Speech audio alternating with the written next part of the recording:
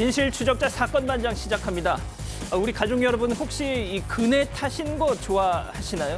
자, 이거 보시면 생각이 확 달라지실 겁니다. 영상 보여주시죠. 자, 아찔한 절벽 끝에서 그네를 타고 있는 두 여성. 어째 좀 불안한데 말이죠.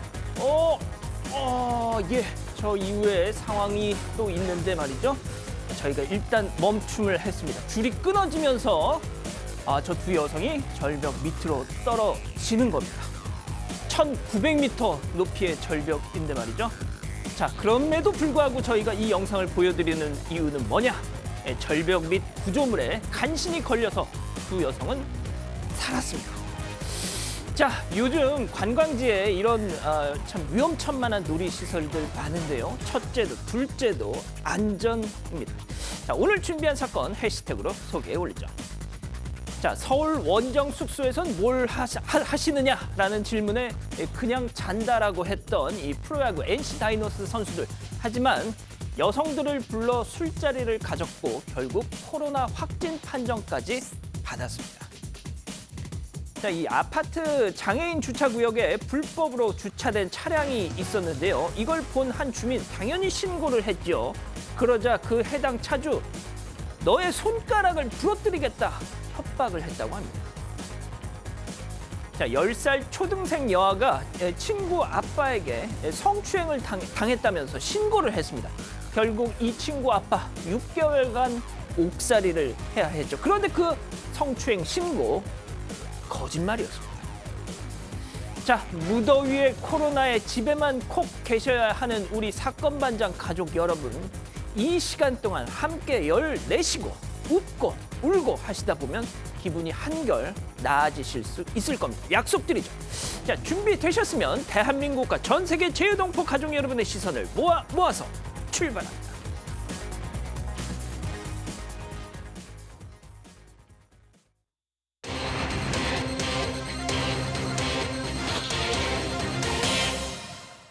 숙소로 여성들을 불러 술자리를 가진 프로야구 NC 다이노스 선수 3명으로 인해 사상 처음으로 KBO 리그가 잠정 중단됐습니다.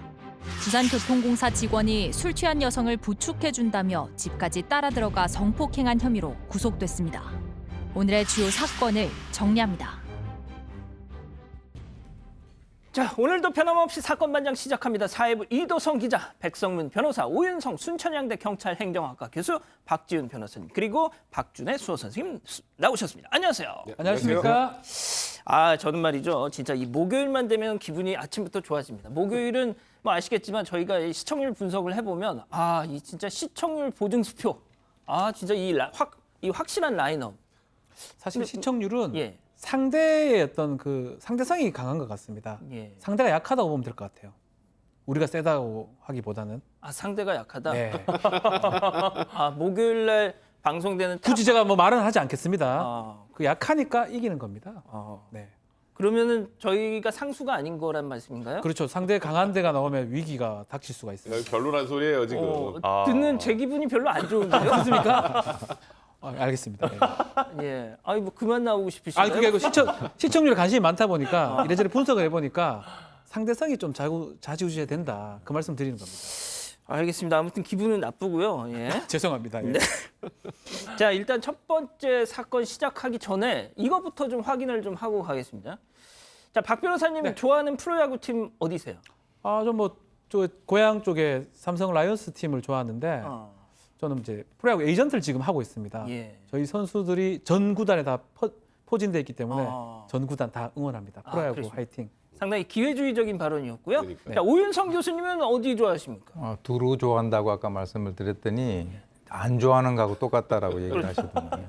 안 좋아하는 거죠. 안 좋아하시는군요. 뭐 안 좋아한다라고까지는 제가 얘기하고 싶지는 않고요. 예, 관심이 없다. 좋아합니다. 알겠습니다. 자, 백성문 변호사님은요? 저는 뭐 완전 LG 골수 팬이죠. LG. 지금 뭐 우승한 지가 너무 오래돼서 올해는 좀 바꿔요. 우승을 하나 했는데, 네? 바꾸라고요. 근데 하여튼 지금 올해 좀 우승에 적긴가 싶었는데 오늘 1번 아이템 관련해서 프로야구가 제대로 되고 있지 않은 것 같아서 좀 요즘에 좀 조금 짜증이 납니다. 그러니까요. 자, 이 기자는 혹시 어떤 팀? 저도 이제 또 서울 사람이다 보니까 백 변호사님과 같은 LG? 네, 제가 팬이 된 이후로 우승한 적이 없어가지고. 그렇군요. 알겠습니다. 자, 제가 이걸 왜 여쭤봤는지 바로 다음 체크포인트 들으시면 이해하실 겁니다. 자, 보여주시죠. 금지된 술판입니다. 자, 이 프로야구 선수들 방역수칙 위반으로 지금 걸렸어요. 네, 맞습니다. 이 강남구청에서 고발까지 했습니다. 이 프로야구 선수 NC 다이노스 소속 선수 4명이 그리고 지인과 함께 술자리를 해서 방역수칙을 어긴 이 혐의를 고발을 당했는데요. 이 강남구청에 따르면은 지난 5일 밤에 이 4선수가 호텔 방 안에서 이제 술을 마셨다고 합니다. 이게 밤 10시부터 시작했는데 문제는 이 외부 지인, 전혀 다른 이 선수단 구성원이 아닌 사람들이 11시가 좀 넘어서 합석을 하기 시작했다는 거예요. 여성 2분이 와서 합석을 했다라고 전해지는데 문제는 이 지인 중에 한 명이 지난 7일에 확진이 됐습니다. 그리고 나머지 한 명 역시 8일에 확진되고 이명기, 권희동 선수는 9일, 박성민 선수는 10일에 확진이 됐어요. 6명의 술자리를 가졌는데 이렇게 이어서 이렇게 확진을 받았던 거고 이 박민우 선수만 음성이 나왔는데 박민우 선수는 이 도쿄올림픽 참가를 위해서 이미 백신을 2차례 맞은 상황이었습니다. 이 상황은 명백히 이제 방역수칙을 위반한 사건이기 때문에 강남구청 역시 경찰에 수사 의뢰를 한 상황이고요. 이 NC 1군 선수 15명이 밀접 접촉자로 이제 분류가 돼서 자가격리 대상이 됐고 코치 14명도 자가격리 대상이 됐습니다. 문제는 이렇게 상당히 많은 밀접 접촉자 그리고 확진자가 나오다 보니 리그를 진행할 수 없다라고 판단이 돼서 KBO 이사회가 정상적인 경기 진행이 어렵다고 판단하고 리그를 중단시켰습니다. 그리고 이 도쿄 올림픽 휴식기가 이어지는데 모두 한 4주 정도 프로야구 경기가 열리지 않게 됐습니다. 자, 이것만으로도 지금 비판을 받을 일인데, 자, 이 해당 선수들이 관련해서 또 이런 영상이 나중에 공개가 되면서 더 큰 팬들의 비난을 받고 있습니다. 그 영상 잠깐 보고 가시죠. 자지. 힘들어서 요즘에는 뭐 할 수가 없어요. 코로나도 있고. 자야죠. 10시에 도착합니다. 자야죠. 네, 갑니다. 네.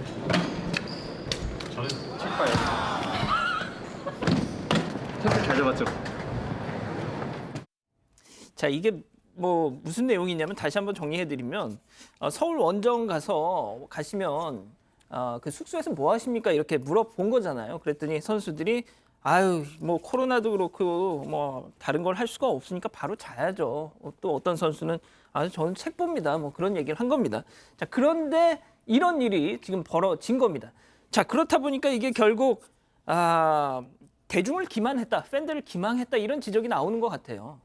아무래도 이제 야구 팬들 같은 경우는 이번에 이런 사태 때문에 리그가 뭐 중단될 수 있고 하는 이런 것 때문에 이제 좀 분노하는 것인데 실제로 이제 저렇게 물어봤을 때 뭐 할 거예요라고 했을 때 뭐 술 먹고 놀 거예요 이렇게 얘기는 할 수는 없는 거잖아요. 그것이 이제 인간에 있어서의 어떤 그 공식적인 즉 다시 말해서 공적 영역과 비공식적인 사적 영역으로 이제 구분이 될 수 있는데 사실 뭐 이번에 코로나 확진이 나오지 않았더라면 저렇게 한 것이 그냥 묻혀져 갔을 거라고 저는 보는데 뭐 아마 이분들 중에서는 이게 뭐 상당히 참 여러 가지 어떤 상황이라든가 시점이 별로 좋지 않았다라고 본인이 그렇게 판단을 갖다가 할 수도 있을 거라고 저는 봅니다. 예. 자, 이 관할 구청인 이 강남구청이 이 해당 선수들에 대해서 고발 조치를 했습니다. 그래서 경찰이 수사에 나섰는데 이 강남구청장 얘기 직접 한번 들어보시죠. 1차 역학조사 단계에서 네. 말하자면 아까 문제가 됐던 이 모임 자체를 진술해서 누락시켰습니다. 그러다가 지난 12일 날 언론사 기자분이 보건소에 제보를 해서 이런 모임이 있었는데 알고 있느냐.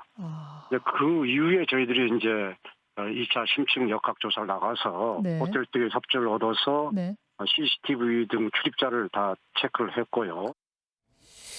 야, 그러니까 강남구청 지금 구청장 얘기에 따르면 1차 역학조사 때는 허위 진술을 했다. 이런 공사 더 커지는 거 아닌가요? 이거 지금 뭐 정확하게 어떤 내용 허위 진술했는지는 좀 더 확인을 해봐야겠습니다만 아까 강남구청장의 얘기로는 이 모임 자체를 누락을 했다라는 거잖아요. 그러니까 이 외부진 2명이 일찍 확진 판정을 받고 이 호텔에 이 선수들과 같이 있었다는 걸 누락했던 것 같고 그리고 선수들 역시 외부에서 다른 사람이 들어왔다는 걸 누락하지 않았을까? 뭐 이 정도로 추정할 수 있는데요. 역학조사 과정에서 이 동선에 대해서 허위 진술을 하게 되면 이건 역시 감염병 예방법 위반이 되기 때문에 이 부분의 혐의로 지금 경찰에 고발하는 상황이고요. 조금 전에 앵커가 말씀하셨던 것처럼 지금 뭐 사실 이게 만약에 코로나 상황이 아니라면 뭐 이런 그냥 일반 지인과 함께 뭐 같은 곳에서 술을 마셨다. 이것도 사실 뭐 적절하다고 하기 좀 어렵지만 그래도 예. 용인될 수 있는데 지금 이 상황에서 이 나머지 부분들을 정확하게 얘기하지 않고 그것 때문에 프로야구 열심 아예 리그까지 중단이 된 상황이라면 지금 그러니까요. 비난을 피하기 굉장히 어려운 상황입니다. 자, 이렇게 이 뭐 여론이 펄펄 끓으니까 일단 뭐 얘기를 하긴 했네요. 해당 그렇죠. 선수들. 아마 가장 고참 선수인 이 박성민 선수가 좀 얘기를 했습니다. 또 자신의 지인이라고 하고요. 또 자신의 방어고 자신의 아마 책임을 좀 져야 될 상황이라고 판단했던 걸로 보입니다. 다른 어떤 소문들이 있어요. 뭐 유흥업소 뭐 이런 얘기가 있는데 그건 절대로 아니다. 정말 옆에 있던 이 구단 버스 같은 게 호텔에 있으면 그걸 알 수가 있어요. 이 구단 오늘 경기 왔구나. 그래서 연락을 받고 2명의 뭐 외부 사람이 왔던 거는 맞고 그러니까 여성이라고 지금 나오고 있더라고요. 여성이니까 왔던 거는 맞고 그렇지만 한간에 떠도는 상황에 대해서는 그것은 절대 아니다라고 하면서 뭐 자신의 선수 생명을 걸고라도 네 사람 다 말씀을 드린다고 하는데 일단은 방역법 위반했던 거 이 부분은 뭐 책임을 져야 될 것 같습니다. 그렇지만 그 이상의 부분은 아직까지는 확인이 안 되는 상황이다 이렇게 생각이 듭니다. 자, 지금 뭐 박성민 선수의 이 입장을 보면 한간에 떠도는 부도덕한 상황은 없었다. 그러니까 그 여성 2명이 외부인이 왔었다는 얘기에 대해서 아마 이렇게 반응을 하는 것 같은데, 자, 이미 거짓말을 하고 또 방역 지침을 어기고 또 이 팬들의 신뢰를 어겼다는 것 자체가 어떻게 보면 부도덕한 상황인데 말이죠.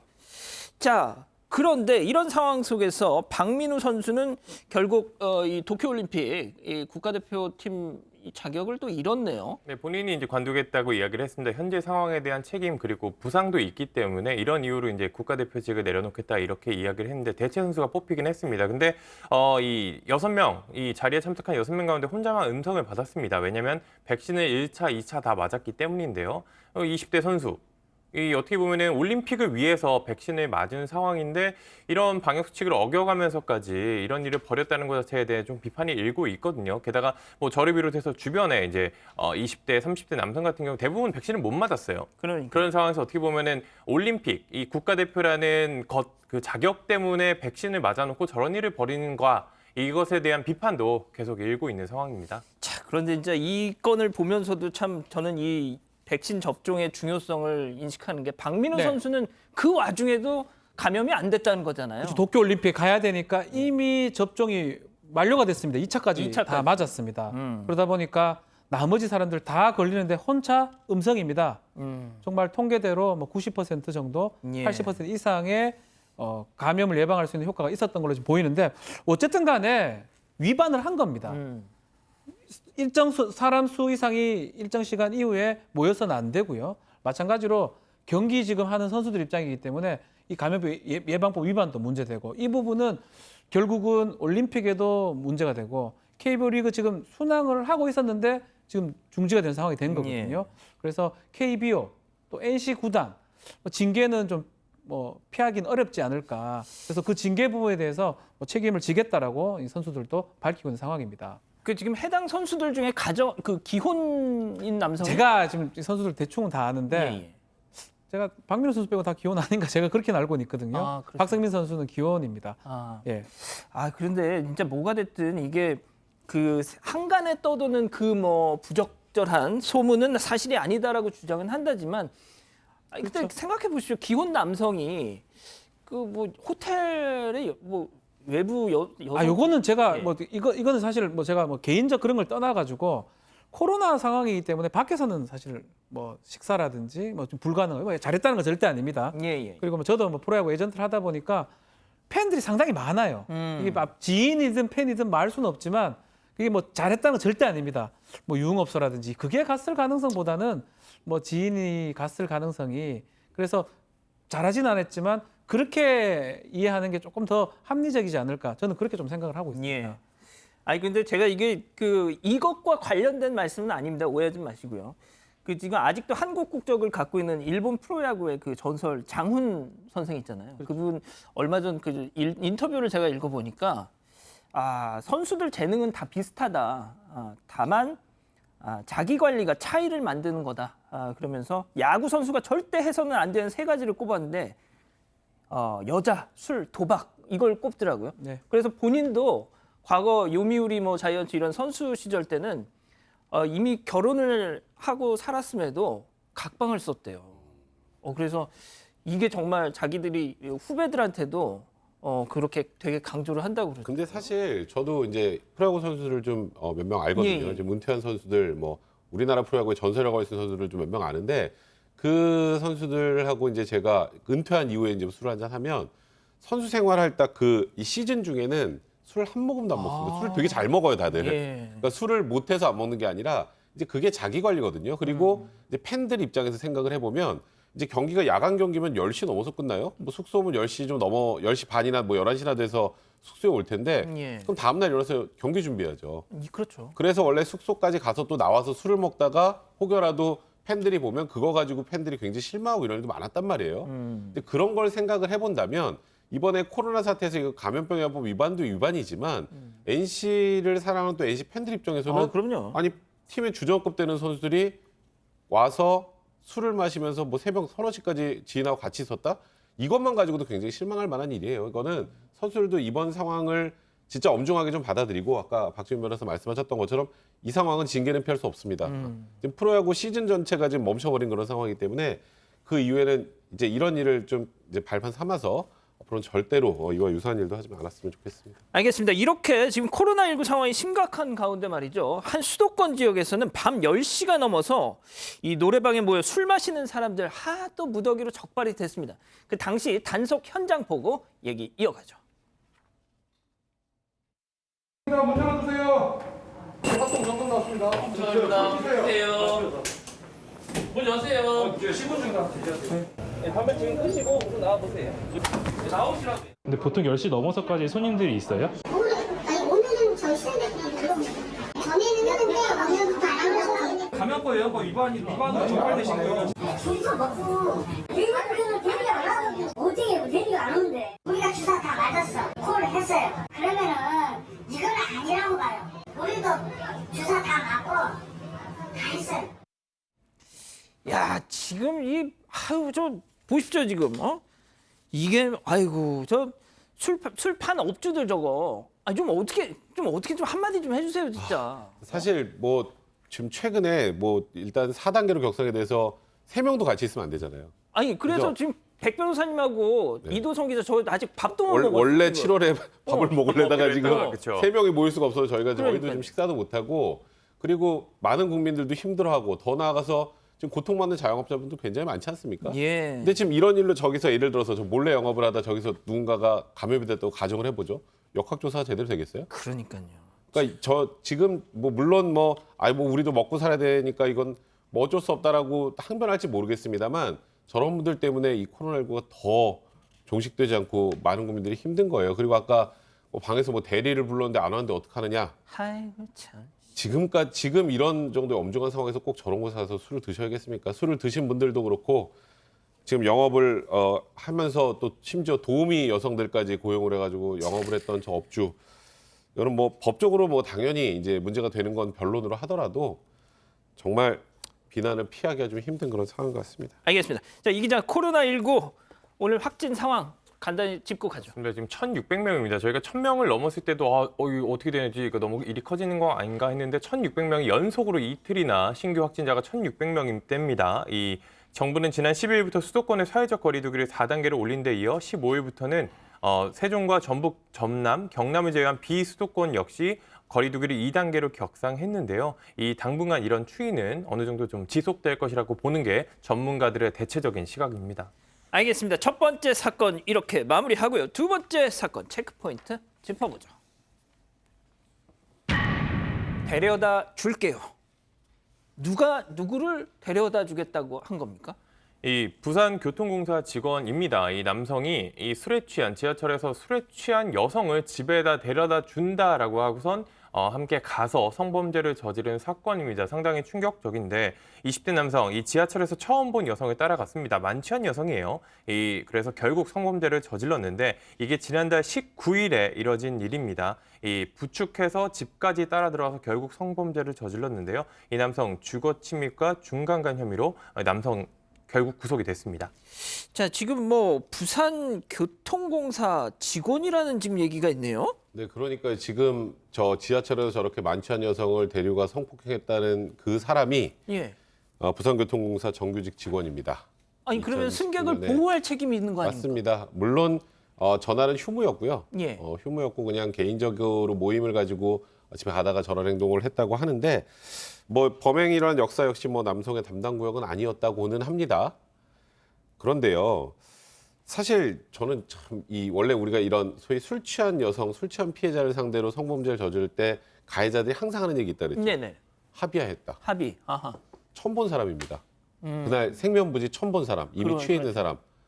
그걸 합의라고 생각하세요? 사실 저는 물론 뭐 본인의 혐의를 어떻게든 피하기 위해서 이렇게 변명을 하는 것 같습니다만 뭐 현실적으로 이 혐의를 벗기 좀 어려울 것 같습니다. 교수님, 그런데 뭐 일단 진짜 저는 그 부산교통공사 직원이 그날 쉬는 날이었다고 해도 뭐 그냥 그 근무 중이 아니었다고 해도 어떤 승객이 그렇게 취해서 쓰러져 있다 그러면 부축해 줄 수 있죠?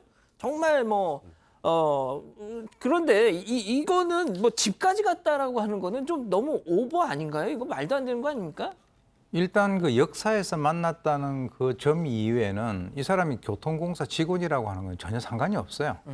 그리고 자기가 근무하는 역도 아니고 또 설사 자기가 근무하는 역이라고 하더라도 그때는 당신은 비번이었고. 그러니까 이런 거죠. 경찰관이 이제 그 퇴근을 하면서 비번인데 어떤 범죄자가 범행을 하는 것을 봤다. 거기에서 이제 뭐 제압을 해가지고 검거했다. 이러면 굉장히 뭐 괜찮은 얘기죠. 예. 미담이죠. 근데 일단은 이 사람이 아마 그 자기가 근무를 하면서 그 역사 내에서 술이 취한 그런 여성들을 뭐 자기가 좀 이렇게 옆에서 그 좀 도운다든가 하는 이런 경험은 분명히 있을 거예요. 그런데 사실은 이건 직업과 상관없이 시도를 한번 해본 거죠. 해보고 설사 이 사람이 역사에서 만났다 하더라도 아까 말씀하신 대로 집까지 데려다 준다는 거는 이건 말이 안 되는 것이고 또 거기에서 뭐라고 그랬습니까? 합의하에 성관계 가졌다라고 했지 않습니까? 그런 이 남성이 최종적으로 이제 목적하는 바는 성관계였으니까 뭐 전혀 이것을 갖다가 이 사람의 직업하고 상관을 우리가 지을 필요는 없는데 아마 이번 기회에 퇴직을 하려고 마음을 먹었다라고 하는데 정말 잘못된 방법으로 퇴직을 하는 것 같는데요. 예. 자, 그런데 여기서 더 충격적인 사실. 이 부산교통공사는 이 일을 까마득하게 모르고 있었다고요. 네, 몰랐다라고 이야기를 했습니다. 이게 사건이 발생한 게 지난달이었는데요. 지난달 19일인데 이 경찰에서 기관에 통보를 해주지 않아서 몰랐다라고 했습니다. 그리고 지난 7일에 구속이 됐어요.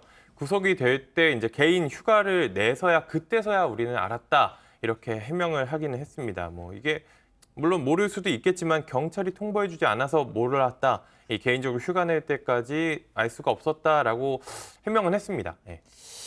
자, 경찰에서 수사 사실을 통보하지 않아서 이 공사 측에 통보를 안 해서 우리들은 몰랐다라는 건데, 아니 그러면은 그냥 그냥 계속 이런 식으로 가야 되는 건가요? 법적인 측면을 좀 봐야 될 것 같아요. 쉽게 말하면 공무원은 통보가 됩니다.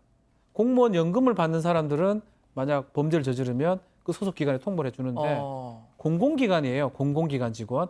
공공기관의 직원이면 직무상의 범죄를 저질렀을 때는 통보가 돼요. 근데 지금 계속 얘기하지만 일하는데 범죄를 한 게 아니에요. 비번이나 다른 거 역할을 일반인인데 직업만 그 직업일 뿐이었거든요. 그러다 보니까 경찰에서는 제도적으로 통보를 못했던 걸로 보이고요. 그래서 이번에 이거 좀 문제가 있는 거 아니냐 해서 국민권익위원회에서 공공 부분에 뭐 성범죄라든지 음주운전 요거를 좀 징계를 하려면 통보가 좀 제대로 돼야 되는 거 아니냐라고 하면서 가급적이면 통보를 하라고 권고를 지금 한 그런 상황입니다.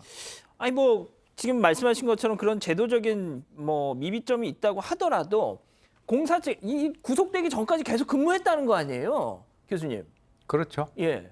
그러니까 지금 이런 사람을 계속 근무하게 하는 것 자체가 그거는 어떻게 보면은 이 사람이 정상적으로 근무를 하는 과정에서 또 술이 취한 여성이 있을 수도 있고. 그러니까 제 말이 그겁니다. 그러니까 이제 우리가 이런 얘기 있지 않습니까? 이제 고양이 앞에다가 이제 생선 가게를 갖다 맡긴다 이런 얘기가 있는데 그렇게 되면은 바로 어떤 조치를 취해가지고 근무를 못하게 해야죠. 그런데 이제 뭐라고 얘기하냐면 조사가 완료되고 직원이 기소되는 즉시 징계가 이루어질 예정이다. 그런데 제가 볼 때는요, 사실 다른 그 직업보다는 특히 이 교통공사라든가 이 뭐 전철 쪽에 관리하는 이런 분들 같은 경우는 시민들하고 직접적인 어떤 접촉이 최일선에서 이루어지는 그런 상황이기 때문에 소위 얘기하는 어떤 성폭력에 대해서 굉장히 민감하고 빠르게 대처를 하는 것이 결국은 이 조직의 차원에서도 상당히 어떤 신뢰를 얻을 수 있는 그런 방법이라고 저는 생각이 듭니다. 백 변호사님, 좀 짧게 이 사람 파면 되는 거죠? 일단은 기소가 되면 직계제가 먼저 될 것 같고요.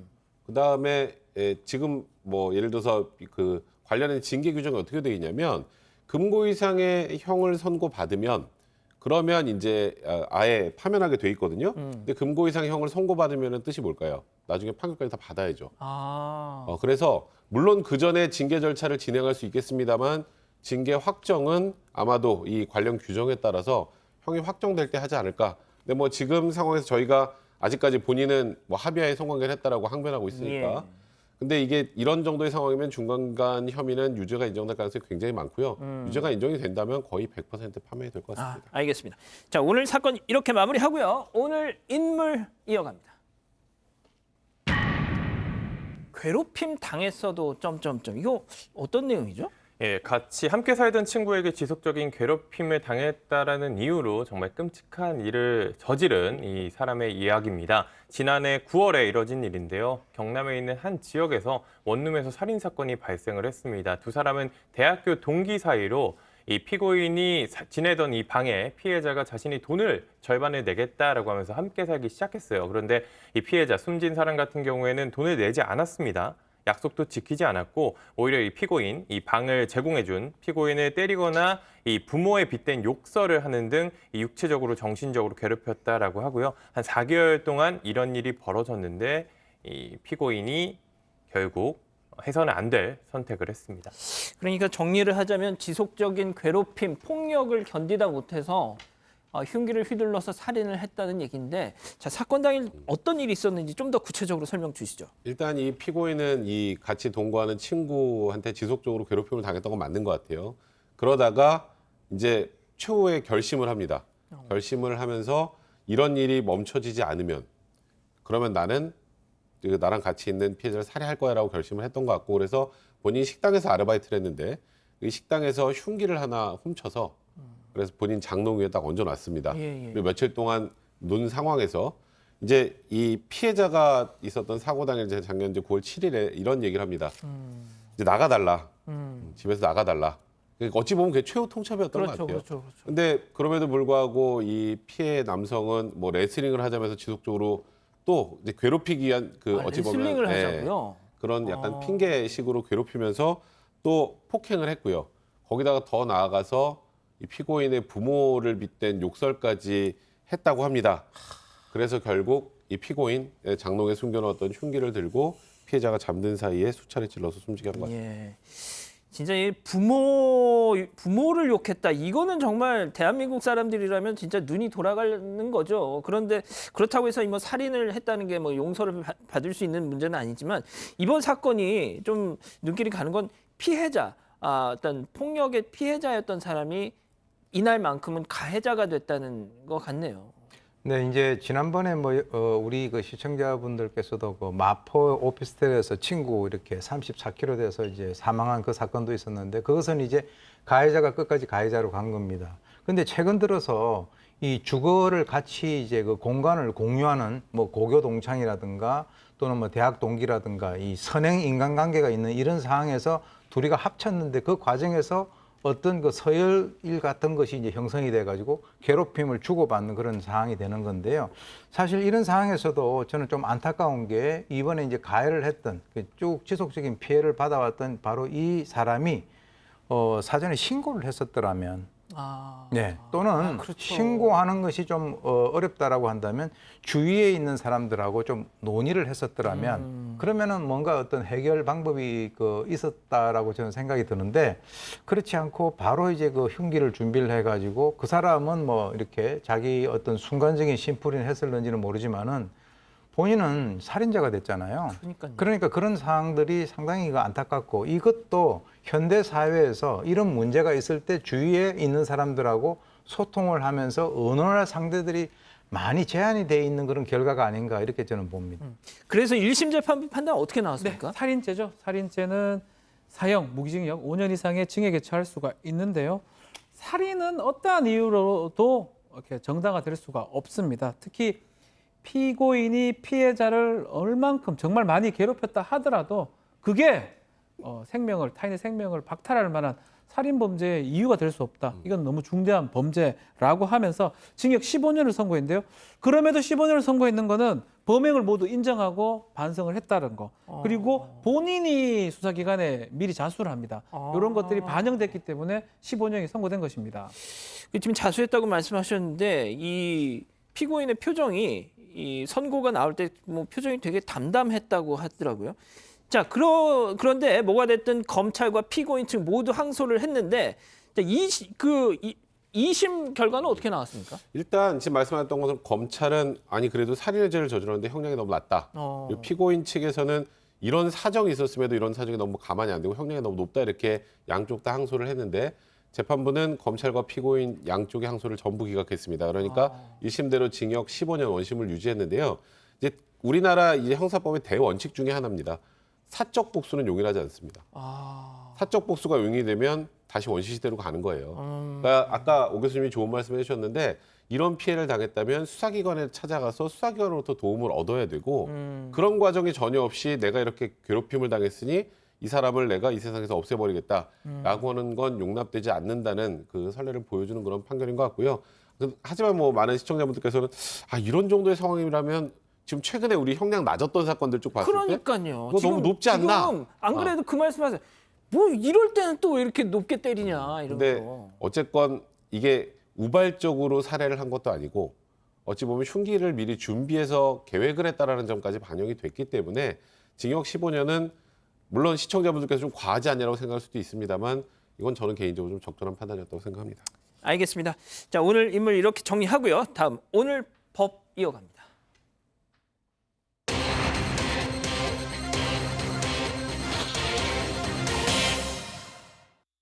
열 살 초등학생의 성추행 거짓 신고로 친구 아버지가 6개월 동안 옥살이를 한 사연이 알려졌습니다. 목줄 없이 횡단보도를 건너던 반려견을 차로 친 운전자가 견주를 상대로 차량 수리비 청구 소송을 제기했습니다. 오늘의 주요 판결을 알아봅니다. 첫 번째 재판, 좀 당혹스러우실 수도 있을 겁니다. 먼저 체크포인트 짚어보죠. 안 놀아줘서입니다. 이게 어떤 사건에 대한 재판인가요? 체크포인트가 어떤 의미인지는 조금 뒤에서 다뤄보기로 하고요. 이 초등학생 딸을 가진 남성이 성범죄자로 몰려서 재판에 넘겨졌던 사건입니다. 이 남성 같은 경우는 딸, 그리고 딸의 친구인 초등학교 5학년이던 이제 딸의 친구의 집에 함께 놀러 갔습니다. 딸을 데리고 간 거예요. 그래서 이제 함께 거실에서 함께 게임을 하면서 놀았고, 이 피해자는 딸의 친구와 놀아줬지만 더 놀아달라고 한 거예요. 이 아이가. 딸의 친구가 더 놀아주세요. 뭐 이렇게 했는데 여기 거절을 했어요. 그런데 딸의 그 친구, 이 거절을 당한 그 여자아이가 갑자기 이 사건이 지나서, 이 일이 지나서 경찰에 신고를 했습니다. 성추행을 당했다고요? 결국 이 신고를 당한 이 남성은 경찰에 긴급 체포가 됐고요. 구속이 돼서 6개월 정도 옥살이를 하게 됐습니다. 아니, 어떤 피해 상황을 신고했길래 바로 이렇게 구속이 됐을까요? 굉장히 구체적인 내용으로 신고를 했어요. 이 친구의 아빠가 본인의 옷 위로 몸을 만지다가 옷 속으로 손을 넣어서 추행을 했다. 이런 이제 제가 좀 너무 자세히 말씀드리기 어려운데 그러니까 친구 아빠가 신체를 만졌다라고 구체적으로 진술한 거고요. 사실 이게 만약에 죄가 인정이 된다면 이 피해를 주장하는 이 초등학생이 5학년입니다. 그럼 만으로 한 12살 정도 될 거예요. 13세 미만의 경우에는 미성년자 의제 강제추행죄가 적용이 됩니다. 그러니까 이 경우에는 합의가 있었다고 하더라도 당연히 중죄가 될 수밖에 없고요. 이런 정도 상황이라면 당연히 체포하는 게 맞고 그러다 보니까 구속까지 이어졌던 겁니다. 자, 그런데 여기서 그 앞서 이제 이 기자가 잠깐 얘기했지만 반전이 있었어요. 구속이 돼서 재판까지 받았는데 1심, 2심 다 무죄. 네, 맞습니다. 제가 무죄 선고가 나는 사건 소개할 때마다 늘 이야기하는 게 무죄가 죄가 없다라는 의미라기보다는 아예 뭐 순결하다, 뭐 결백하다 이런 의미보다는 충분히 유죄가 입증되지 않았다라고 보는 게 맞습니다. 이 범죄에 대한 입증 책임은 검찰에 있습니다. 검찰이 충분히 입증하지 못하면 무죄가 선고가 되는 거고요. 이 재판부는 일단 이 검찰은 초등학생이 거짓말을 허위에 신고할 수가 없다라면서 이제 주장을 했지만 재판부는 받아들이지 않았어요. 이 피해자의 진술이 합리적인 의심의 여지가 없을 정도로 충분한 신빙성이 있다고 보기 어렵다. 그리고 나머지 증거들이 또 다른 증거가 있다면 이게 유죄로 인정받을 수 있는데 다른 증거로는 이 공소 사실을 인정하기 부족하다. 이런 성범죄를 저질렀다고 보기 어렵다라고 했는데 일단 이 피고인이 촬영한 영상이 있었습니다. 이 딸의 친구가 장난으로 뭐 머리카락을 잡아당기는 모습을 촬영한 6초짜리 영상이 있었는데 2심 재판부가 이 영상을 왜 찍었는지는 알 수 없지만 일단 동영상을 촬영하기 전에는 성폭행한 사실이 없었음을 추단할 수 있다. 그 전에는 뭔가 없었을 것이다. 그리고 그 뒤에 뭔가 있었는지 없었는지는 검찰이 낸 증거만으로는 그런 범죄 사실이 있었다라고 보기 어렵다라고 판단을 해서 무죄를 내린 겁니다. 자, 그러면은 지금 이 6초짜리 동영상 그러니까 이 성폭행 피해를 당했다라고 했던 이 초등학생이 친구 아빠의 머리카락을 장난으로 잡아당기는 이 6초짜리 동영상이 약간 핵심적인 결정적 무죄를 받는 증거가 아니었나 싶습니다. 성추행, 강제추행을 당하는 상황에서 동영상 찍는 것도 이상하고요. 그 과정에서 두 사람 관계가 봤을 때는 범죄의 관계는 아니었던 걸로 보이기 때문에 왜 동영상 촬영 동기는 실제 뭔지 알 수는 없지만 적어도 이 촬영 이전에는 성폭행 사실, 성추행 사실은 없었음을 알 수 있다라고 한 거고요. 마찬가지로 이 친구 아빠인 피고인 역시 조사할 때 이런 얘기를 좀 합니다. 이 촬영을 왜 했냐고 자꾸 물어보니까 만약 안 놀아주고 가면 112 신고한다. 뭐 아이가 그런 얘기를 하니까 혹시나 싶어서 이미 영상을 좀 촬영했다라고 얘기를 하고 있고 뭐 그게 100%는 아니지만 검찰에 가서도 비슷하게 또 진술을 합니다. 예. 그렇기 때문에 그 부분이 뭐 법원에 받아들여진 것으로 지금 보입니다. 이건 좀 제가 계속 전해드리면서도 이 내용이 진짜 이게 자 아무튼 이 법원이 이 사건의 유일한 직접 증거인 이 초등학생의 진술 이거를 갖다가 좀 믿을 수 약간 좀 설득력이 떨어진다라고 봤던 이유가 뭘까요? 일단 이렇게 진술을 제외하고 증거가 좀 부족한 성범죄 사건에서 제일 중요한 건 피해자 진술의 신빙성과 일관성입니다. 그런데 최초에 이제 112에 신고를 했을 때 언제 몇 시에 이런 피해를 당했다고 이제 신고를 했지 않습니까? 그런데 그 이후에 경찰 조사에서는 그 시간대가 바뀝니다. 일단 이게 첫 번째 이유고요. 그리고 두 번째는 그러면 그런 문제가 있을 때 왜 직접 엄마에게 알리거나 아니면 112에 바로 신고를 하지 않았느냐. 그냥 그 친구 아버지를 집에서 보내기 위해서 그렇게 엄마에게 알렸다고 이 남성이 거짓말했다. 뭐 이 정도만 얘기를 했는데 그때 휴대전화를 가지고 있었고요. 이 초등학생이. 또 본인 어머니하고 문자 메시지도 서로 주고받았어요. 이 성범죄와 전혀 관련 없는 그런 문자들도. 그렇다면 이게 오히려 신고한 이후에 이 사건을 스스로 만들어서 이제 스스로 구체화해서 한 것이 아닌가. 앞뒤가 좀 안 맞는다. 그렇게 판단을 하게 된 겁니다. 자 그리고 초등학생 진술을 봤더니 증거인멸 정황도 있었다.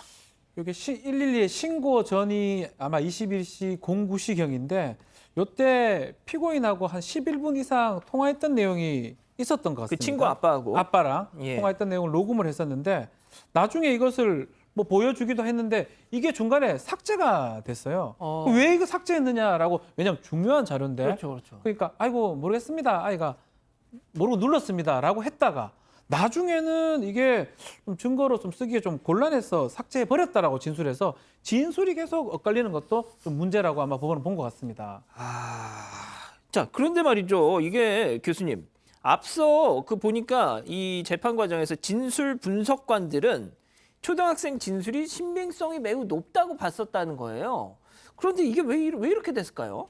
여기 이제 이 진술 분석관들 주로 보면은 이제 경찰청에서 아동 장애인 성폭력 진술 분석 전문가라든가 또는 뭐 범죄 피해 분석 전문가라든가 이런 분들이에요. 근데 사실 이분들 같은 경우는 재판 과정에서 이제 그 고려를 해야 될 여러 가지 어떤 사항들을 종합적으로 고려하는 것이 아니고 단순히 아이가 얘기하는 그 내용들을 이렇게 들어보고 이제 얘기를 하는 것인데 실제로 인간의 판단이라고 하는 것은 기존에 가지고 있는 선입견의 영향을 받을 수밖에 없는데 이 진술 분석관들의 시각이라고 하는 것은 가해자로부터 어린아이들에 있어서의 어떤 그 진술을 듣고 이 아이들을 갖다 보호를 해야 된다라고 하는 그런 어떤 입장이거든요. 그렇기 때문에 만약에 그 당시에 저도 이제 뭐 이 내용이라든가 이걸 정확히 보지는 못했습니다만은 이 10살 된 어린아이가 뭐 거기에서 이런저런 얘기를 갖다 하게 되면 사실 뭐 4살, 5살이 아니잖아요. 예. 10살 정도 되면은 상황 파악을 다 이렇게 하는 그런 입장이라면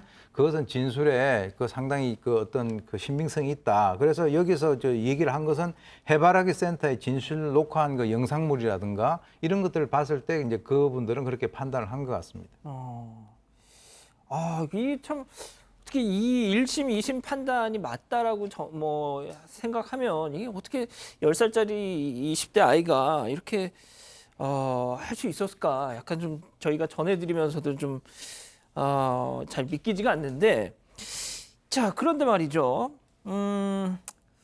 이 댓글에 이 관련 기사에 달린 댓글에 이런 것도 있었습니다. 뭐 저도 비슷한 경험이 있습니다라고 쓰시더니 어떤 분이, 누리꾼이 10살짜리 동네 아이랑 놀아주다가 좀 힘들어서 그만 놀자 했더니 성추행으로 잃어버리겠다 뭐 협박을 했다는 거예요.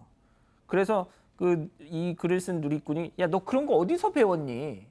그랬더니 학교 선생님한테 배웠다 뭐 이렇게 얘기를 했다고. 그러니까 아무래도 요즘 뭐 워낙 이 아동 성추행 이런 문제가 많으니까 학교에서도 이런 일이 생기면 뭐 신고하라, 대응하라 네. 이렇게 좀 교육을 하는가 보죠. 그러니까 그러다 보니까 아이들이 그걸 좀 악용해서 뭐 사실 아까 이도성 기자 말씀하셨던 것처럼 이 사건의 진짜 진실은 저희가 정확하게 알 수는 없지만 어쨌건 이 아이가 놀아달라는데 놀아주지 않아서 화나서 허위 신고를 한 것으로 결국은 결론이 나지 않았습니까? 법적으로는. 이제 그렇다면 이게 아까 말씀하셨던 것처럼 학교에서 이제 요즘에 굉장히 이런 부분 강화해서 아이들에게 알려준단 말이죠. 그거를 오히려 이렇게 악용해서 하는 것이 아닌가. 뭐 비근한 예로 최근에 이제 민식이법 놀인가 뭐 그런 거 해가지고 문제가 됐던 거랑 좀 유사한 상황이 아닌가 생각이 들고요.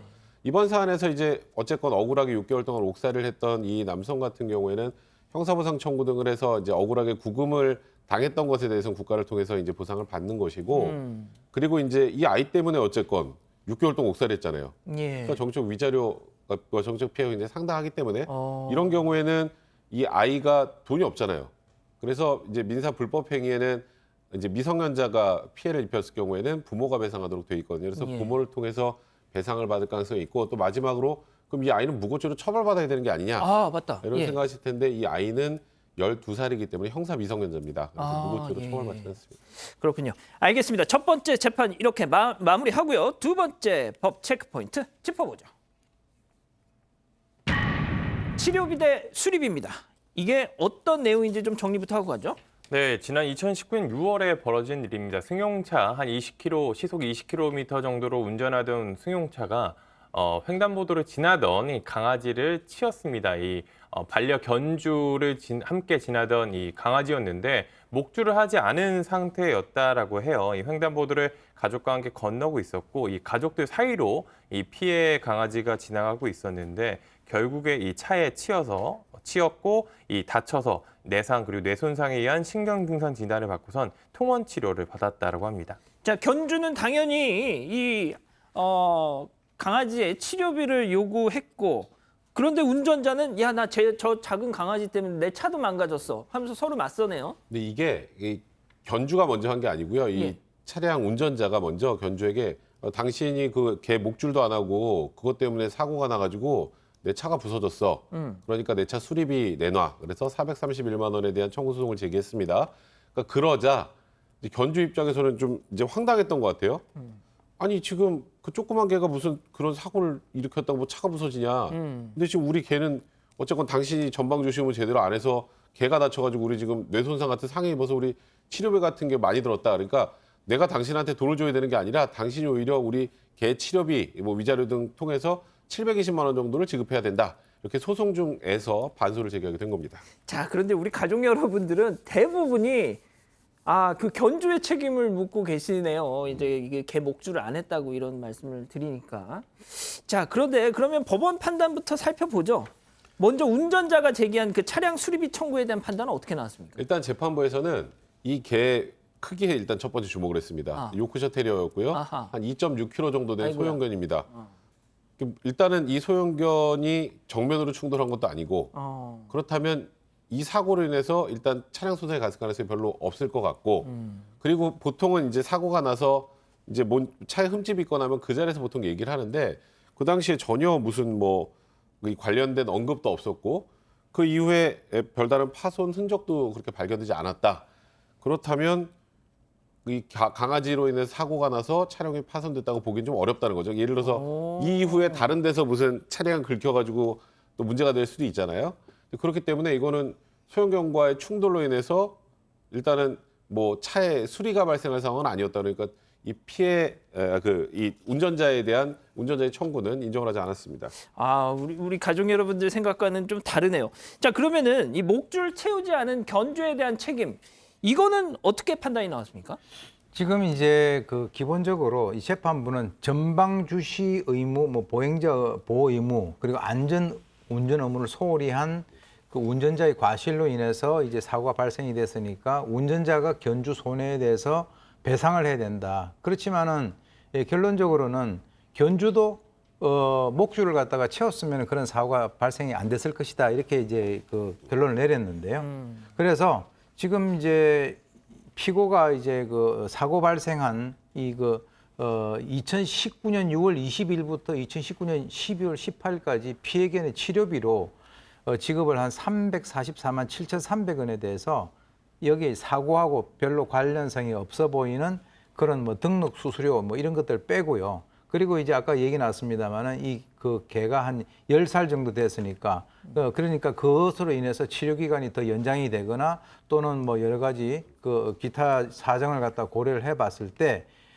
지금 이제 이 사고와 인과관계가 있다라고 하는 것을 한 70%로 인정을 했습니다. 그래서 이제 치료비 241만 3,110원에서 책임 제한 60%를 공제를 하고 여기다가 위자료를 50만 원을 더해가지고 운전자가 견주에게 190여만 원을 지급하라라고 판결을 내렸습니다.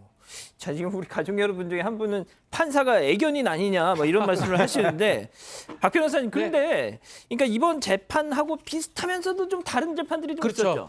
판결은 케이스 바이 케이스가 좀 되는 것 같아요. 사건에 따라 다른데 목줄을 하냐 안 하냐에 따라서 좀 달라지는 판결들이 있습니다. 특히 목줄을 하지 않았을 때 이럴 때 이 운전자의 과실을 인정하지 않았던 사례가 있거든요. 최근 사례 중에 요크셔 테리어가 가고 있는데 견주가 불러요. 손질하면 일로 와라 줄게. 근데 걔가 뛰어가다가 차에 치여서 다친. 그래서 걔가 다친 거에 대해서 운전자한테 견주가 손해배상을 물었던 사고에 대해서 목줄도 하지 않았고 그렇게 막 뛰어간다 그러면 운전하는 사람 입장에서는 이걸 어떻게 피합니까? 잘 보이지도 않잖아요. 작잖아요. 이 과실이라는 게 회피 가능해야 되고 예견 가능해야 되는데 그 가능성이 없다라고 봐가지고 과실을 인정하지 않는 사례도 있어요. 또 반대로 목줄을 했다 그러면 또 과실이 인정되는 사례도 있거든요. 그래서 이거는 좀 사실관계에 따라서 조금 다르게 판단될 수 있다라고 말씀드릴 수 있을 것 같습니다. 알겠습니다. 자, 오늘 법 이렇게 마무리하고요. 사건 상황실 이어갑니다.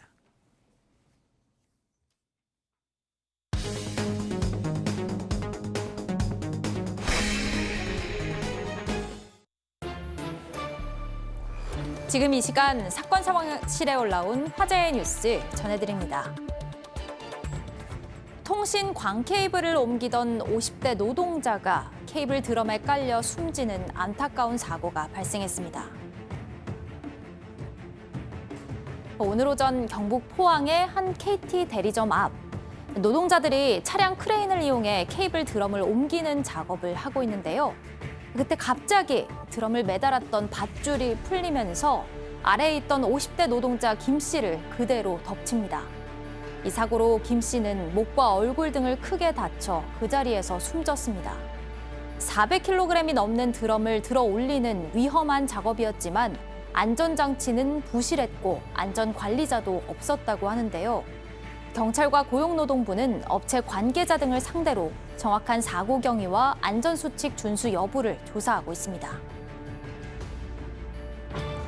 음식물 쓰레기를 처리하던 50대 노동자 1명이 숨지고 1명이 크게 다쳤습니다. 이틀 전 새벽 부산의 한 음식물 쓰레기 저장소.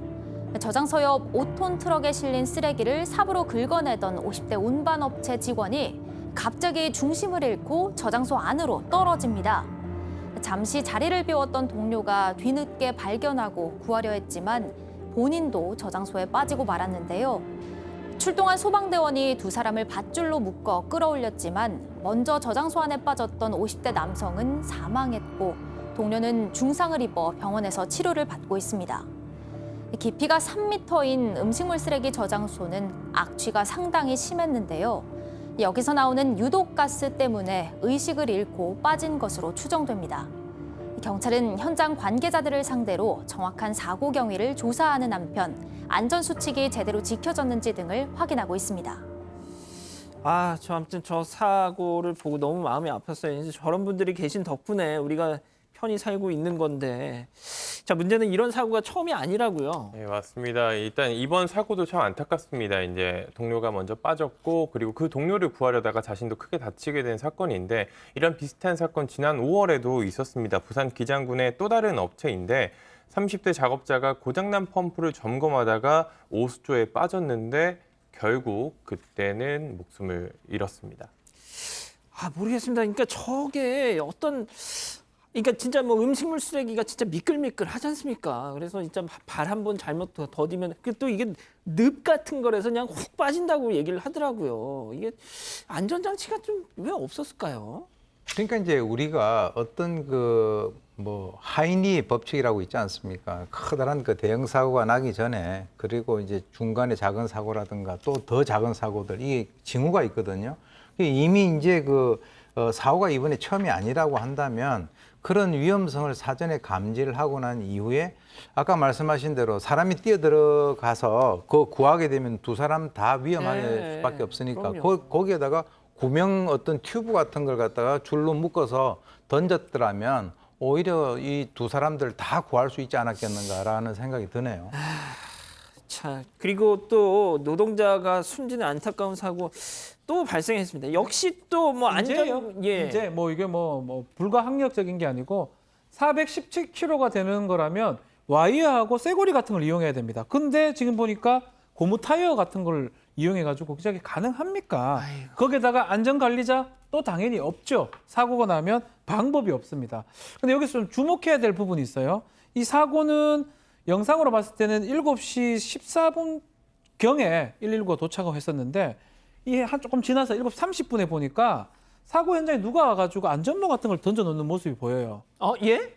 그게 뭐냐 하면 결국은 안전관리가 제대로 됐다라는 걸 혹시나 조작하기 위해서 했던 게 아니냐. 저 현장에다 조급입니다. 예. 안전모를 딱 던져놓고 가는 모습이 있기 때문에 이것도 지금 나중에 좀 확인한다고 합니다. 이게 정말 조작하려고 했는 건지 무슨 의도로 한 건지 그 부분도 좀 지켜봐야 될 것 같습니다.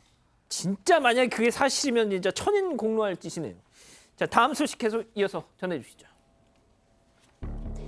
경기도 파주의 무인 점포 8곳에서 현금을 훔친 절도범이 구속됐습니다. 24시간 운영하는 무인 빨래방으로 들어오는 한 남성. 미리 준비한 연장과 드라이버로 동전 교환기를 부숩니다. 남성은 지난 6월 28일부터 7월 2일 사이 파주에 있는 24시간 빨래방과 아이스크림 판매점 등 무인 점포 8곳을 돌며 현금을 훔친 혐의로 구속됐는데요.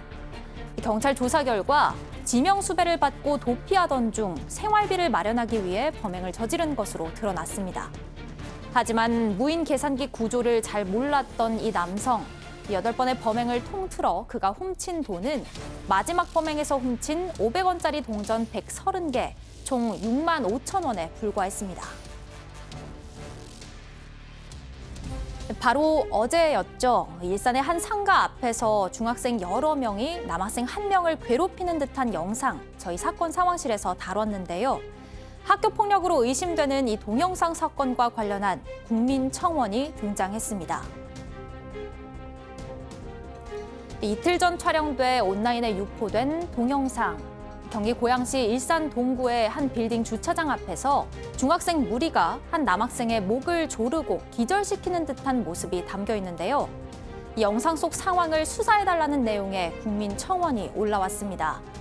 중학생 자녀를 둔 부모라고 밝힌 청원인은 누가 봐도 집단 괴롭힘이라며 도저히 저 행동들이 장난이라고 여겨지지 않는다고 지적했는데요. 청원인은 아이들의 미래를 위해 무엇이 진짜 피해인지 헤아려 달라고 호소했습니다. 경찰은 피해자로 추정되는 남학생을 불러 피해자 조사를 마쳤으며 영상에 등장하는 5명의 가해 추정 학생들도 조만간 불러서 조사할 방침입니다. 이 사건을 제대로 살펴봐달라는 국민 청원이 올라온 지 하루 만에 5만 명이 넘게 동의를 했는데요. 학교 폭력 문제가 안일하게 넘어갈 수 없는 문제이기 때문이겠죠. 정확한 수사와 또 그에 맞는 대처가 필요해 보입니다. 지금까지 사건 상황실이었습니다. 자, 이 정말 국민청원까지 등장했고 어제 이 고양시 영상 이거 정말 많은 분들이 진짜 충격을 받으셨던데 자 그런데 그 가해 여학생 무슨 입장을 냈다고요? 네, 지금 가해 여학생으로 그중에 지목된 한 명이 이렇게 얘기를 했습니다. 기절놀이를 하게 됐는데 장난삼아 어찌 보면 상대방의 신체 수치스러운 부분에 손까지 댔다. 그 부분에 대해서 미안하고 저에게 실망한 분들에게 죄송하다. 뭐 이런 입장까지 밝혔습니다. 일단 경찰에 따르면 영상 속에 있는 학생들은 전부 다 중학생이고요. 특히 가해 행위란 것처럼 보이는 두 학생 모두 피해 학생의 선배인 것으로 좀 확인된 상황입니다. 일단은 경찰도 학교 폭력으로 보고 수사를 본격적으로 시작한 상태라고 하고요. 뭐 어떤 상황이었는지 또 주변 친구들과의 관계 등을 고려해서 종합적으로 판단해야 한다 이렇게 입장을 밝힌 상황입니다. 자 교수님 이거 모르겠어요. 진짜 이 여학생이 장난 삼아서 내가 이 남학생 성기에 손을 대봤다. 이게 뭔 소리입니까 이게? 만약에 거꾸로 해가지고 이제 그러니까요. 남학생이 여성에게 그렇게 하게 된다면 그게 뭐 장난으로 될 수 당연하죠. 있는 문제인가요? 예. 제가 볼 때는 이 대낮에 사람들이 굉장히 많은 상태에서 옆에 어른들도 있고 한데 소위 그 기절놀이, 이 기절놀이라고 하는 것이 뭐냐면 장난을 빙자한 가학성놀이입니다.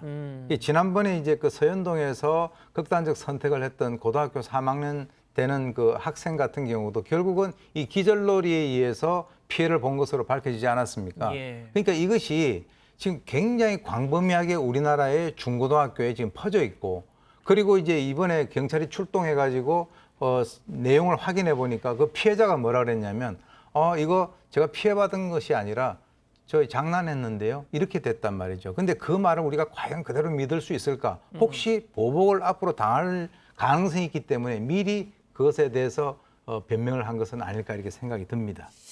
알겠습니다. 사건 상황실 이렇게 마무리하고요. 이어서 사건 현장 넘어갑니다.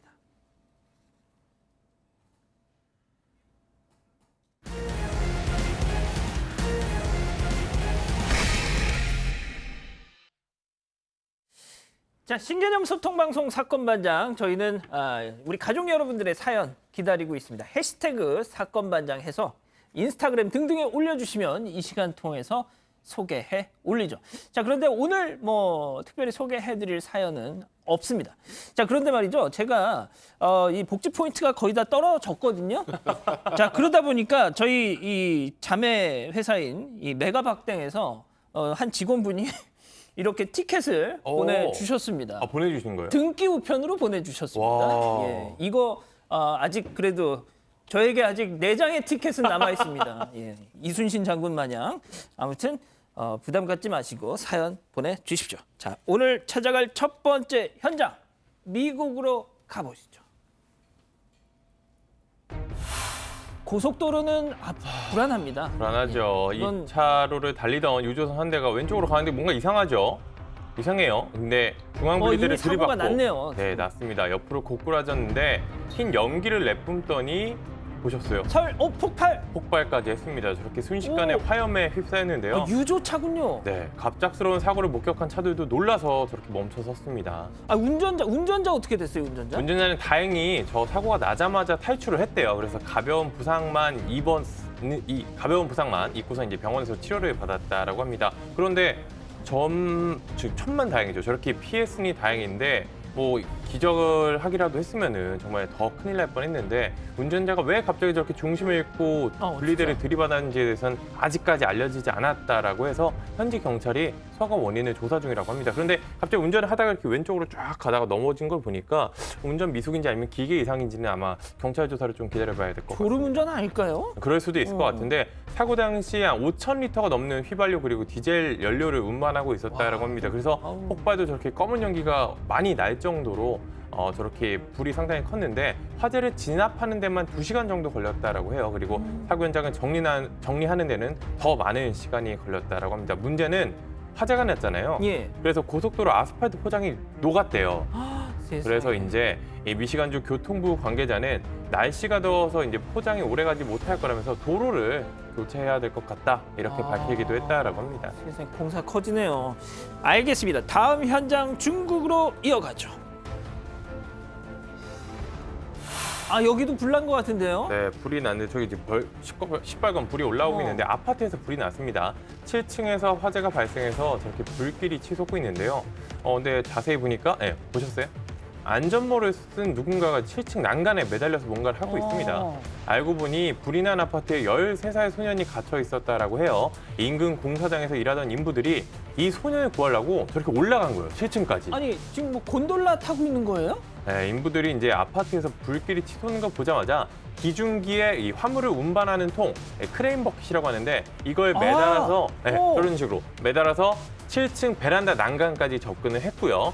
망치로 베란다 유리창을 깨고 들어가서 결국 소년을 구출하는 데 성공했다라고 합니다. 근데 내려가야 되잖아요. 7층까지 올라왔으니까. 예. 어떻게 해야 됐을까요?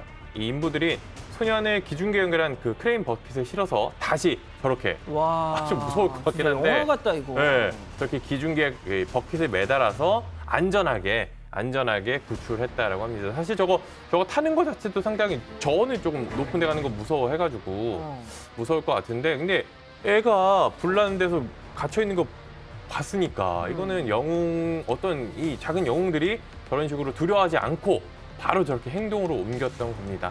다행히 이 소년 다행히 구했는데 저 소년을 구한 인부의 말 한번 들어보겠습니다.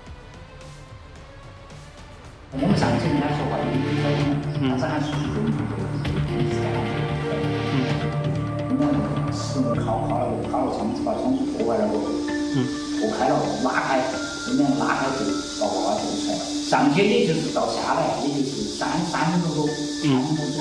当然大家都是抱着个善良的心吧，非常的救人，没想那么多，真的没想那么多，说实在。 네, 멋진데요. 이 소년은 등과 다리에 화상을 입었는데 다행히 생명에는 지장이 없다라고 합니다. 아유 복 받으실 겁니다. 자 다음은 러시아로 가보시죠. 지금 뭘 하고 있죠, 저 아저씨? 네, 저 아저씨 지금 철로 옆에 서 있죠. 근데 철로 옆에 세워진 철도 신호등 한번 쓱 보더니 지금 뭐 흔들어댑니다. 한참 동안 철도 신호등을 흔들어대더니 남성 뭘 부수는 거 같아요? 신호등을 떼어내더니 땅에 내려놓습니다. 왜 내려놓을까요? 그리고 잠시 주위를 둘러보며 눈치를 살피고 땅에 내려온 이 신호등 이걸 집어들고 유유히 떠납니다. 지금 두리번. 그렇죠. 뭔가 이건 딱 훔치는 각인데요. 그러니까 훔쳐도 저는 저 철도 신호등 훔치는 사람 처음 봤는데 저 훔친다는 소리 더 문제가 되는 건 주 러시아 미 대사관에서 근무하는 미국 외교관입니다. 저 사람이요? 외교관. 네, 현직 외교관? 네, 맞습니다. 신호등 분실에 대해서 현지 경찰이 수사를 하다가 신원 미상의 남성이 신호등을 훔쳐서 외교관 번호판이 달린 차량 트렁크에 넣는 모습을 CCTV 영상을 통해 확인했던 건데요. 저 외교관 경찰 조사에서 이렇게 얘기했다고 합니다. 제가 철도 관련 물품에 관심이 많아서요. 네, 그런데 왜 하필 철도 신호등을 훔친 건지 저 어디다 쓰죠? 그러게요. 이해가 안 되네요. 근데 더 큰 문제는 저 철도 신호등이 사라진 걸 일찍 발견했으니까 망정이지 안 그랬으면 큰 사고로 이어질 수도 있었습니다. 그러니까요. 신호등을 떼어가고 왔는데 근데 진짜 덕후들 많다 정말. 그러니까요. 근데 저 남성이 저것만의 문제가 아니고요. 같은 날 또 교통법규 위반 사실까지 드러났습니다. 외교관 번호판을 단 차량이 교통법규 위반으로 경찰에 적발이 됐었는데 당시 운전자 영상에 찍힌 남성과 똑같은 인상착의를 하고 있었다고 하네요. 그래서 미국 대사관은요. 러시아 외교부 요청에 따라서 외교관 면책을 해제하는 대신 본국으로 돌려보내기로 했고요. 해당 외교관 최근 미국에 귀국한 것으로 전해졌습니다. 얼마 전에 벨기에 대사 부인 생각이 나네요. 예, 시양 씨. 자, 다음 현장 미국으로 이어가죠. 이건 어떤 상황이죠? 네. 저희 소국 가게 매장입니다. 한 여성이 카메라를 흘끗 쳐다보더니 갑자기 두 손으로 얼굴을 감싸 울음을 터뜨려요. 그리고 다리에 힘까지 빠졌네. 주저앉는 바닥에 주저앉아서 울기 시작하는데요. 매장 직원들도 또 여성 주변에 있는 다른 손님들도. 근데 문제는 저런 보통 위로해 주잖아요. 별로 신경 안 씁니다. 여성이 영상을 촬영하고 있는 누군가와 이제 대화를 이어가고 있는 것 같은데 대체 무슨 일인지. 아니 와서 그러니까 왜 오세요? 이렇게 할 법도 안 돼. 전혀 지금 아무 관심도 없잖아요. 통곡을 하면서 뭔가 애원을 하고 있습니다. 저 여성 무슨 이야기를 하는지 한번 들어보시죠. I never thought nothing like this would happen to me. She just tried to run and hit me. And now she... I didn't try to hit you. Please don't record me. Don't record me. No! I'm scared to even approach her.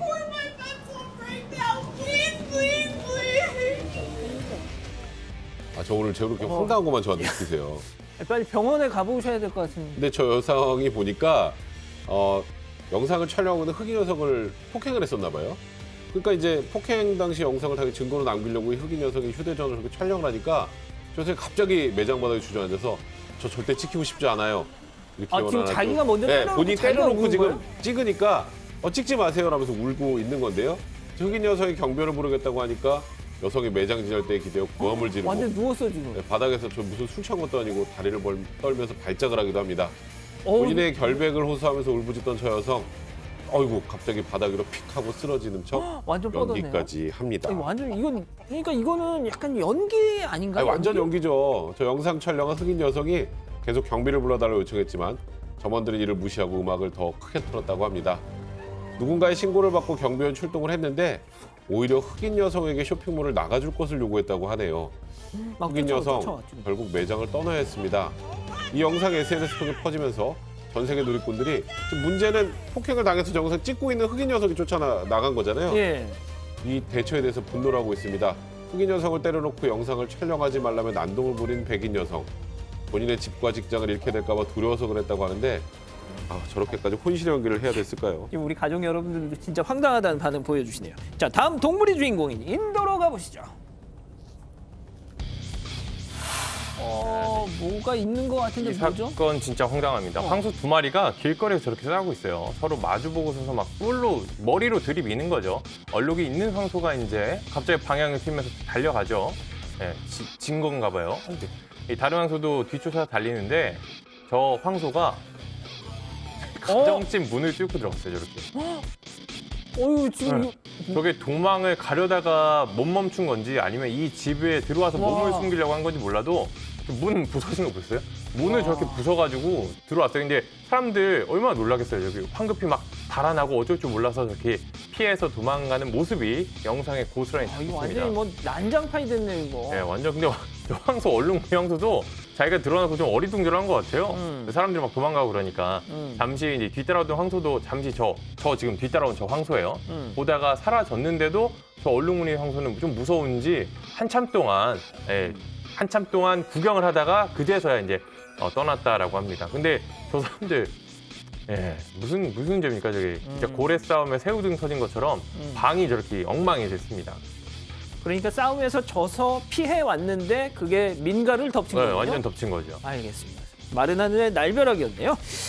자, 잠시 30초간 전하는 말씀 듣고 다시 오겠습니다. 채널 고정, 리모컨 돈 터치. 박군, 성공했군. 인기도, 전투력도, 동료들까지. 블라스트 M에선 너도 할 수 있어. 환상의 케미 폭발, MMORPG 블라스트 M. 여기 있습니다. 다시. 아로나민 골드. 퇴근이다. 피로의 책방. 드신 날의 차이. 아로나민 골드. 자, 오늘 본방에서 준비한 소식은 여기까지입니다. 곧이어 유튜브 전용 방송 사반 가족 회의가 시작됩니다. 자, 유튜브 들어오셔가지고요. 검색창에 사반 가족 회의 치시면은 이 전용 창이 짠 하고 뜰 겁니다. 저희가 아마도 4시 반쯤에 딱 되면 시작을 할 것 같으니까 늦지 않게 빨리빨리 와주셨으면 하는 마음입니다. 자, 오늘 방송에서 백성문 변호사 폭탄 선언을 한다고 합니다. 그게 뭔지 궁금하시면 들어와 주시죠. 자, 어쨌든 저희는 내일 본방도 별이 3개 오후 3시에 다시 옵니다. 자나깨나 코로나 조심, 안녕히 계십시오.